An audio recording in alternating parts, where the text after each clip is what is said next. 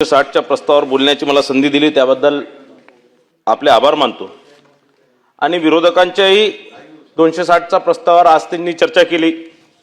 काल राज्यपालांच्या अभिभाषणावरही अनेक लोकांनी अनेक विरोधकांनी चर्चा केली आणि आपले भाषण दिले। आणि यांच्या सगळ्यांच्या भाषणानुसार किंवा यांच्या सगळ्यांचे भाषण ऐकून मला असं वाटलं की जसं काही सरकारने एकही काम केलं नाही आणि एकही काम केलं नाही तरी इतक्या भरभराट लोकांनी आम्हाला मतदान केलं। विधानसभा असणार तिथे आम्ही बंपर मतांनी जिंकलो। स्थानिक स्वराज्य संस्थेच्या निवडणुका असणार तिथे आम्ही छप्पर फाड मतांनी जिंकलो। आणि तुम्हाला महाविकास आघाडीच्या तिन्ही पक्षांना या महाराष्ट्रातनं हतपार करण्याचं काम या महाराष्ट्राच्या जनतेने केलं। धोबी पछाड तर फार छोटा शब्द झाला। तुम्हाला महाराष्ट्र धो धुतलं म्हणजे तुम्हाला असा धो धुतला की तुम्ही स्टेडियमच्या बाहेरच फेकले गेले। आणि खरं जसं आज शिंदे साहेबांनी या सभागृहात सांगितलं की तुम्ही तुमच्या हरण्याचं दुःख किंवा आमच्यावर टीका करण्यापेक्षा तुम्ही लोकांनी आत्मचिंतन केलं पाहिजे की आपण का हरलो। आपण एवढं 50 वर्ष या देशावर राज्य केलं तर आपली ही अवगता का झाली, ही दुर्दशा का झाली। आणि निश्चितच आमच्यावर टीका करण्यापेक्षा आमच्या सरकारवर टीका करण्यापेक्षा तुम्ही स्वतःच्या गिरेबानात झाकून बघितलं पाहिजे, समजलं पाहिजे। आता महाराष्ट्र म्हणजे या महायुती सरकारने काय केलं, माननीय फडणवीस साहेबांच्या सरकारने काय केलं, शिंदे साहेब असणार पवार साहेब तर नाही आहे आता। आज हे 260च्या प्रस्तावावर सरकारचं अभिनंदन करत असताना मला अजितदादांची फार आठवण येते। कारण अजितदादाने या महाराष्ट्राला धावण्याचं काम, या विकासची स्पीड वाढवण्याचं काम त्यांनी केलं होतं। अनेक कामं म्हणजे त्यावेळेस म्हणायचे की अजितदादा सकाळी 6 वाजल्यापासून लोकांच्या सेवेत राहायचे, फाईली साईन करायचे, कामं करायचे, लवकर मंत्रालयात येऊन काम करायचे। त्यानंतर फडणवीस साहेब दिवसभर रात्री 12 वाजेपर्यंत काम करायचे, 12, 1, 2 वाजेपर्यंत फडणवीस साहेब काम करायचे आणि शिंदे साहेब रात्रभर काम करायचे। म्हणजे तिघही मिळून या महाराष्ट्राच्या जनतेसाठी 24 तास ही सरकार काम करत होती। 24 तास ही सरकार उपलब्ध होती सामान्य लोकांसाठी, सामान्य नागरिकांसाठी, या महाराष्ट्रासाठी उपलब्ध होती। आणि मी ज्यावेळेस सगळे जे कामं या महाराष्ट्रामध्ये मागच्या 3.5 वर्षापासून झाले आणि या मागच्या 1 वर्षापासून माननीय फडणवीस साहेबांच्या नेतृत्वातले या सरकारने जे कामं केले ते मोठ्या प्रमाणात त्याची यादी जर वाचून दाखवली तर मला पूर्ण वाचताही नाही येणार। आणि मला असं वाटतं की जवळपास 2-4 तास ते सगळे वाचून दाखवले तर वेळ लागणार। विरोधकांनी जे मुद्दे उपस्थित केले मला वाटतं त्यांना फार माहितीचा अभाव आहे किंवा राजकीय हेतू पुरस्कर त्यांनी हे सगळे आरोप केले।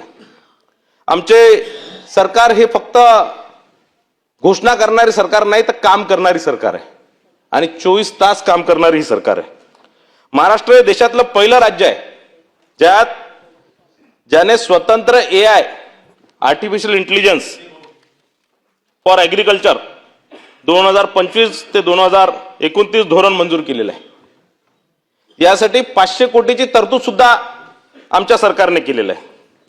AI असणार, ड्रोन्स असणार किंवा रोबोटिक्स असणार, या सगळ्यांचा वापर करून शेतकऱ्यांचा उत्पादनाचा खर्च कमी होऊन उत्पादन कसं वाढणार याच्यासाठी या सगळ्या लेटेस्ट टेक्नॉलॉजीचा उपयोग राज्य सरकार करणार आहे। देशात 60.63 कोटी तर राज्यात लाखो शेतकऱ्यांचे डिजिटल फार्मर ID तयार झालेले आहे, ज्यामुळे सरकारी लाभ थेट आणि पारदर्शकरित्या शेतकऱ्यांना मिळणार आहे।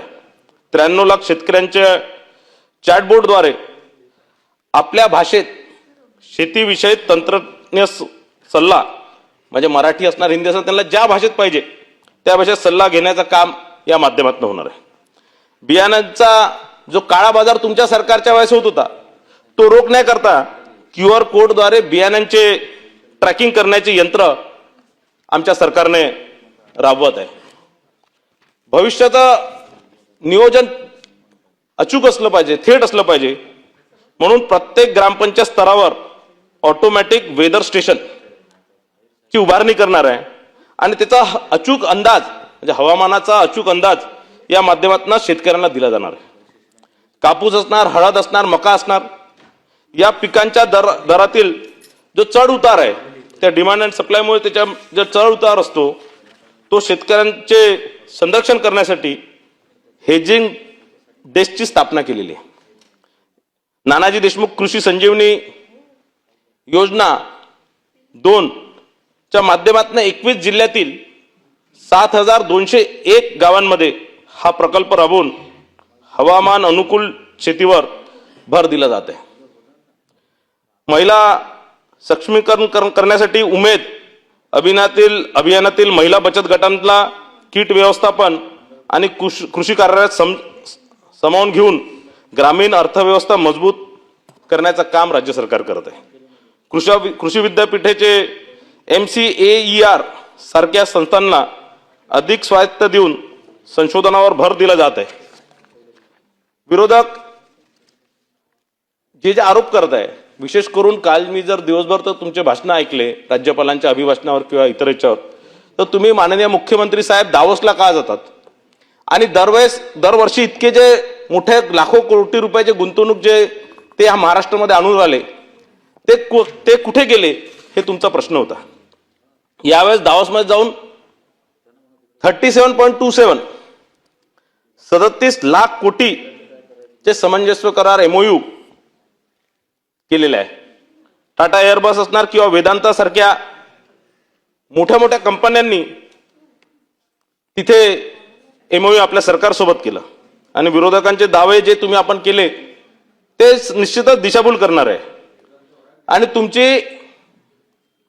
येणार, सगळेच येणार. तुम्ही जे तिथे युनियनबाजी जे करता, जर तुम्ही महाराष्ट्रातील उद्योग अरे वेदांता आहे इथे आपल्याच इथे येणार आहे, त्यांच्याबद्दलचे जे तुम्ही लोकांमध्ये जे दिशाभूल करतात आहे आणि तुम्ही जो वातावरण निर्मिती करताय, ज्या प्रकारचा फेक नेरेटिव्ह तुम्ही तयार करतात आहे, हे महाराष्ट्रामध्ये येणाऱ्या उद्योगाला भीती निर्माण करण्याचं काम तुम्ही करतात आहे. तुमची उभाटा असणार, उभाट्यांचे युनियन असणार किंवा भाई जगतापच्या पक्षाचे युनियन असणार. त्यांनी सांगितलं की लॉयड्समध्ये, काल त्यांच्या भाषणात मी ऐकत होतो की लॉयड्समध्ये आमची युनियन आहे, तिकडे आमची युनियन आहे. या युनियनच्या माध्यमातून त्या सगळ्या उद्योगपत्यांना धमकवण्याचं, ब्लॅकमेल करण्याचं काम आपण लोक करत आहे आणि तुमच्या भीतीपोटे मागच्या 50 वर्षापासून 2014च्या आधी या महाराष्ट्रामध्ये उद्योजक येण्याला घाबरत होता, पण 2014 पासून एक मजबूत नेतृत्व या महाराष्ट्राला मिळालं आहे म्हणून उद्योजकांमध्ये एक हिंमत आलेली आहे. आणि आज एकनाथ शिंदे साहेबांनी सांगितलं हिंमतलाच किंमत असते म्हणून, आणि म्हणून त्याचे इथे किंमत लावून इथे पैसे लावून गुंतवणूक करत आहे. आज काल भाई जगतापांनी सांगितलं की आपले मंगलप्रसाद लोढा साहेब जे आमचे मंत्री आहे त्यांच्या मुलाची कंपनी अभिनंदन लोढा ग्रुप, आणि त्यांनी तिथे जाऊन का केलेलं आहे. भाई जगतापांकडे माहिती फार कमी होती. ते सांगत होते काय ते बिल्डिंग व्यवसायामध्ये आहे, बिल्डर आहे, आणि बिल्डरचा आणि इंडस्ट्रियलिस्ट एक नसतो, म्हणजे वेगवेगळे असतात. पण ते बिल्डर त्यांचा व्यवसाय जुना असला तरी ते नवीन उद्योजक होऊ शकतात, इंडस्ट्रियलिस्ट होऊ शकतात. आणि जे त्यांनी सांगितलं भाई जगतापांनी की अभिनंदन लोढा ग्रुप 4 लाख कोटीचं गुंतवणूक कुठे करणार आहे, तर मी त्यांना सांगतो की 4 लाख कोटीचं गुंतवणूक हे कोणत्या बिल्डिंग जमिनीमध्ये नाही आहे. हे गुंतवणूक मोठं इंटरनॅशनल लेवलचं डाटा सेंटर 4 लाख कोटी रुपये खर्च करून एक मोठं डाटा सेंटर ते तयार करतात. आपण म्हणता की तिथे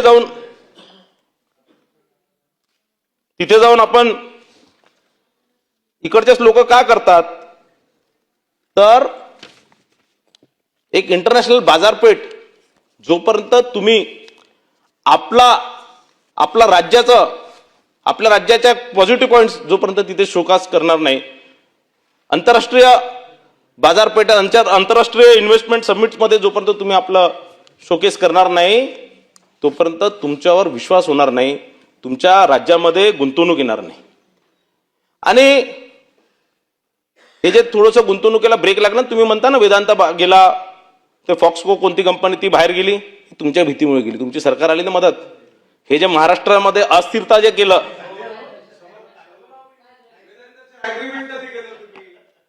आम्ही अग्रीमेंट 2018 मध्ये केलं, तुम्ही आल्यानंतर पाहिले ते.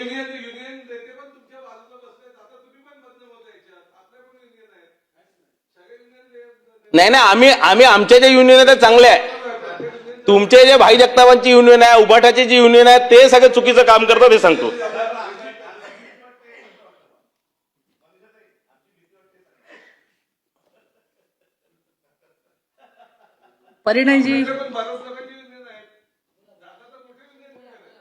परिणयजी बोला.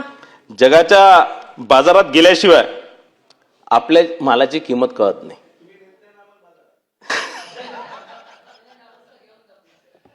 पुढच्या सेनला घेऊन जायचं दावसला, आणि आता हे आले नाही, त्यांना पिंजऱ्यात टाकून घेऊन जाऊ आपण. लंडनला घेऊन गेले नाही. व्यवसाय मोठा करायचा असला तर जागतिक प्रदर्शन त्याचं झालं पाहिजे. आपला माल जर पूर्ण जगभर विकायचा असला तर जगात तो दिसला गेला पाहिजे. जो दिखेंगा वो बिकेंगा. आणि म्हणून माननीय मुख्यमंत्री साहेब दरवर्षी दावोसला जातात आणि दरवर्षी मोठ्या प्रमाणात गुंतवणूक या महाराष्ट्रामध्ये आणण्याचं काम ते करतात आहे. गडचिरोली जिल्ह्याच्या संदर्भात आज लाखो करोड रुपयाचं गुंतवणूक गडचिरोली जिल्ह्यामध्ये आलेलं आहे. आणि माननीय मुख्यमंत्री देवेंद्र फडणवीस साहेबांनी गडचिरोली जिल्ह्याला गुंतवणुकीचं मॅग्नेट बनवण्याचं काम त्यांनी केलेलं आहे. ज्याप्रमाणे मोठ्या प्रमाणात स्टील अँड आयरनचा उद्योग तिथे येऊन राहिला, लॉयड स्टील असणार किंवा JSW असणार, यासारखे मोठे मोठे उद्योग आज गडचिरोलीमध्ये येत आहे. कालच या संदर्भातले 10,000 एकर जागा MIDCला देण्याचा कालच उद्योग मंत्र्यांनी त्या फाईलवर सही केली आणि 1-2 दिवसात त्या संदर्भातला ऑर्डर सुद्धा निघणार. एकदा जागा आता नोटिफाईड झाल्या 10,000 एकर फक्त लॉयड्स कंपनीसाठी आणि 25,000 एकर JSW साठी जागा राखीव ठेवलेली आहे. आणि तिथे त्यांचे जे अलाइड इंडस्ट्रीज आहे तेही तिथे मोठ्या प्रमाणात तिथे येणार आहे. काल भाई जगताप साहेब बोलले आपल्या भाषणात की तिथे फक्त स्थानिक लोकांना चौकीदार बनवण्याचं काम केलेलं आहे. पण मी तुम्हाला सांगतो, गडचिरोलीतील Lloyds metal and energy limited हा जो LMEL उद्योग आहे, उद्योग समूह आहे, त्यांनी तब्बल 1612 कर्मचाऱ्यांना कंपनीचा शेअर्स दिले. कंपनीत मालकी हक्कात सहभागी करून घेतलं आणि त्यांना आर्थिक त्यांची शक्ती वाढवण्याचं काम केलं. यामुळे कर्मचारी केवळ कामगार न राहता उद्योगच झाले आहे, इंडस्ट्रियलिस्ट झालेले आहे आणि थेट पार्टनर म्हणून ते काम करतात आहे. आणि एक इतकं चांगलं काम होत असताना आपण ज्या प्रकारे विरोध करता ते निश्चितच तुम्ही फडणवीस साहेबांना विरोध करत नाही, तुम्ही राज्य सरकारला विरोध करत नाही, तर तुम्ही थेट महाराष्ट्राला विरोध करताय. आता तुम्ही म्हटलं राठोड साहेबांनी की शेतकऱ्यांसाठी एकही योजना नाही, शेतकऱ्यांसाठी 5,000 रुपये महिन्याची पेन्शन चालू केली पाहिजे. तुमची सरकार होती तेव्हा किती केलं? एकही रुपयाने एक फुटी कवडी फेकून मारली नाही. नुकसान आपत्ती झाली, अवकाळी पाऊस आला, एकही रुपयाची मदत तुमच्या सरकारने केलं नाही. म्हणून तुम्हाला हातपार केलं ना आम्हाला केलं. तर म्हणून आता आपण थेट शेतकऱ्यांच्या प्रधानमंत्री सन्मान योजनेच्या माध्यमातून दर महिन्याला 1200 रुपये आपण देतो. ज्या लाडक्या बहिणींना आपण महिन्याला पैसे देत आहे, 1500 रुपये महिना देत आहे, त्या लाडक्या बहिणींपैकी निम्म या शेतकऱ्याच आहे, शेतकऱ्यांच्याच बायका आहे, शेतकऱ्यांच्याच बहिणी आहे. त्यांनाही मदत देण्याचं काम या माध्यमातून राज्य सरकार करत आहे. केंद्र सरकारच्या पीक योजना असणार किंवा इतर सगळ्या योजना असणार, त्या माध्यमातून थेट त्यांच्या खात्यामध्ये पैसे जमा करण्याचा कोणत्याही नेत्याकडे किंवा कुणाकडे दलालांकडे चक्रा मारायची त्यांना गरज पडत नाही. जून ते सप्टेंबर 2025 मधील नुकसानासाठी 282 तालुक्यांमध्ये अतिवृष्टी घोषणा करून विशेष मदत पॅकेज दिलं आणि ते किती तुमच्यासारखं नाही 1, 2, 3, 4 कोटीचं 32,000 कोटी रुपये राज्य सरकारने शेतकऱ्यांसाठी मदत जाहीर केली आणि प्रत्येकाच्या खात्यामध्ये ते पैसे जमा करण्याचं काम त्यांनी केलं. माननीय वन मंत्री इथे बसलेले आहेत आणि त्यांनी वन्य जीवांच्या हल्ल्यात मृत्यू ज्या कुटुंबातले व्यक्ती मृत्यू पडतो त्या एका सदस्याला शासकीय नोकरी देण्याचं काम एक फार चांगला निर्णय, एक फार संवेदनशील निर्णय माननीय गणेश नाईक साहेबांनी घेतलं. मी त्यांचा आभार व्यक्त करतो. आता इथे बसल्या म्हणून करता, मागे मागे टीका करता. 2026च्या खरीप हंगामापासून वन प्राण्यांमुळे होणाऱ्या पिकांचं नुकसान, म्हणजे जे पिकांचं नुकसान होत होतं, आता अभिजित भाऊ आपण त्या भागात आहे, तुम्ही गडचिरोली, गोंदिया, भंडारा, चंद्रपूर फिरत असता आणि आपल्याकडे मोठ्या प्रमाणात जंगल आहे सगळीकडे. भंडारा आणि गोंदियामध्ये नवेगाव नागझिरामधले रानटी डुक्कर असणार, रानडुक्कर असणार, हरण असणार किंवा यांच्या माध्यमातून इतक्या मोठ्या प्रमाणात ते शेतांमध्ये घुसून राहिले आणि इतकं नुकसान करून राहिले, तर याचं निश्चितच काही ना काही झालं पाहिजे होतं. आणि ते पंतप्रधान पीक विमा योजना समाविष्ट करण्याचं काम एक ऐतिहासिक निर्णय वनमंत्र्यांनी केलं.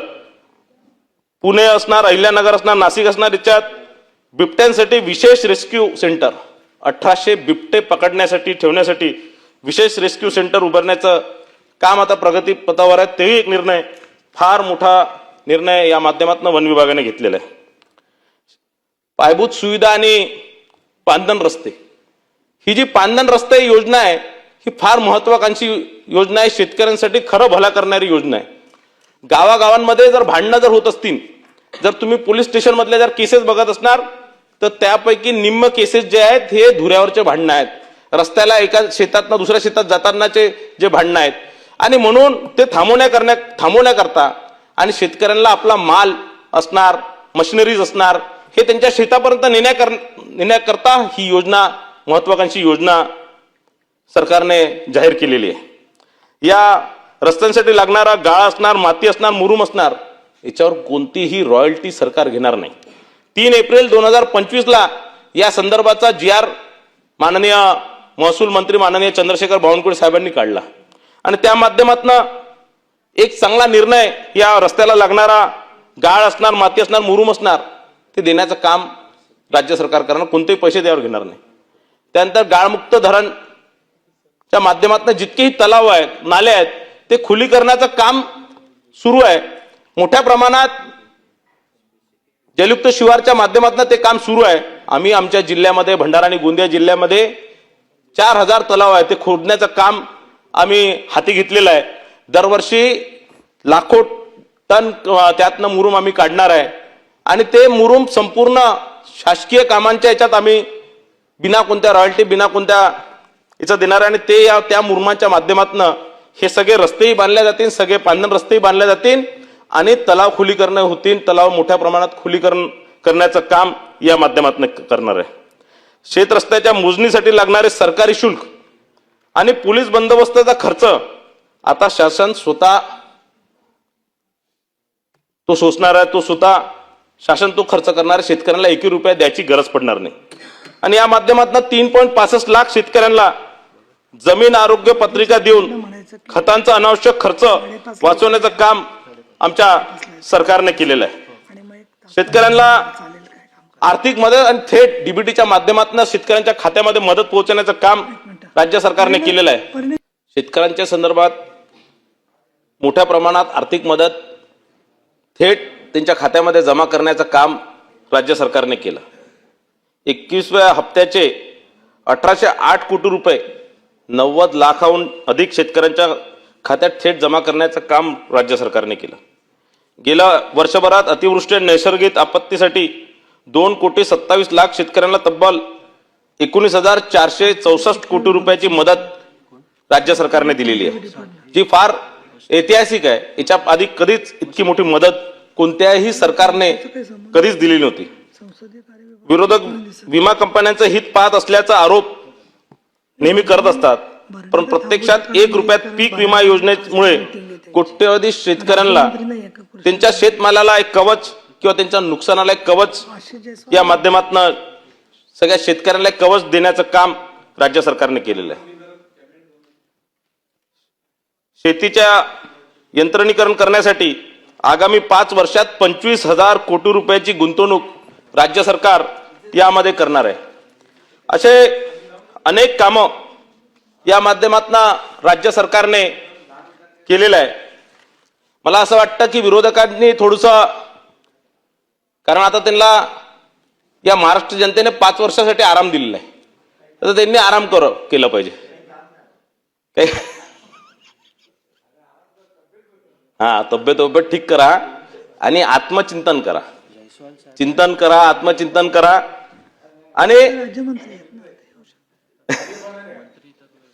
आत्मचिंतन करून सरकारची मदत कशी होणार, सरकार जे चांगलं काम या महाराष्ट्र जनतेसाठी करत आहे, या महाराष्ट्राच्या शेतकऱ्यांसाठी करत आहे, या महाराष्ट्राच्या महिलांसाठी करत आहे, लाडक्या बहिणींसाठी करत आहे, या महाराष्ट्राच्या युवकांसाठी करताय, रोजगार निर्मिती करताय, आणि या महाराष्ट्रातला जो पुढचा भविष्य जो आहे या सगळ्यांचा विचार करून जे सरकार काम करताय, तर 5 वर्ष 1 वर्ष झालाय चांगलं काम करताय.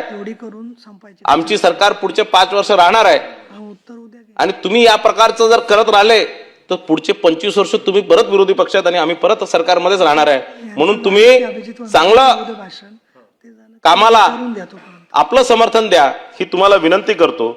आणि सभापती महोदया, खरं म्हटलं तर आज अजितदादांची खुर्ची रिकामी दिसते आणि अजितदादांची या माध्यमातून निश्चितच आठवण येत आहे. मी एक जे देवेंद्रजींच्या, एकनाथ शिंदेजी साहेबांच्या आणि अजितदादांच्या संदर्भात या महाराष्ट्रामध्ये देवेंद्रजींचं चातुर्य, एकनाथजींचं झंझावत आणि अजितदादांचं प्रशासकीय शिस्त अशी ट्रिपल इंजिनचं सरकार आपण बघितलेलं आहे. मागच्या 1 वर्ष या तिघांनी, धन्यवाद, या तिघांनी फार चांगलं काम मागच्या 1 वर्षात केलेलं आहे. आणि पुढचे 4 वर्ष ही सरकार जे जे काम करणार, ज्या स्पीडने सरकार काम करणार आहे. कालच मी पहिल्यांदा नवीन उपमुख्यमंत्र्या माननीय सुमित्राताई पवारांना भेटलो आणि त्यांना एका फाईलच्या संदर्भात मी भेटलो जी कालच त्यांच्यापर्यंत आली होती. आणि मी त्यांना भेटायच्या आधीच त्यांनी ती साईन करून पुढे पाठवून दिली. आणि मी त्यांना म्हटलंही की खरं दादांपेक्षाही जास्त फास्ट काम तुम्ही केलं. आणि काल माझ्या स्वतःच्या माझ्या मतदारसंघातल्या एका फाईलच्या संदर्भात मी भेटल्याशिवाय ताईकडे फाईल, रात्री मला असं वाटतं 9-10 वाजता ती फाईल ताईंच्या ऑफिसमध्ये आली आणि सकाळी 8 किंवा 9 वाजता ताईंनी ती फाईल साईन करून, कारण ऑनलाईन त्यात सगळं दिसतं त्या तुमच्या सॉफ्टवेअरमध्ये, 9 वाजता ती फाईल साईन करून पाठवून सुद्धा दिली. आणि इतकी मोठं आमच्या जिल्ह्याचा एक प्रश्न ताईंनी कोणताही विलंब न करता कुणालाही, म्हणजे माझी वाट न बघता किंवा कोणताही तिथं लोकप्रतिनिधी येऊन भेटणार आणि सांगणार त्याची वाट न पाहता ताईंनी, सुमित्राताईंनी ते फाईल करून दिली. मी त्यांचा आभार मानतो.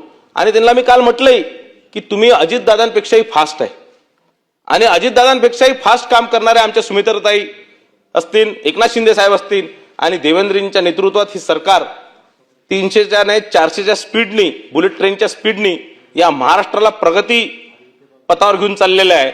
आणि देशात नंबर 1चा नाही ते एशिया खंडातला नंबर 1चं राज्य बनवण्याचं काम हे तिन्ही करतात आहे. मी सरकारचा आभार व्यक्त करतो. आणि विरोधकांना एक शायरीने आपलं भाषण संपवतो. वो एक समंदर को खंगालने में लगे हुए थे, वो एक समंदर को खंगालने में लगे हुए थे, हमारी कमैया निकालने में लगे हुए थे, हमारी कमैया निकालने में लगे हुए थे. वो जिनकी अपनी लंगोटियां भी फटी हुई है वो हमारी पगड़ी उछलने में लगे हुए थे. धन्यवाद.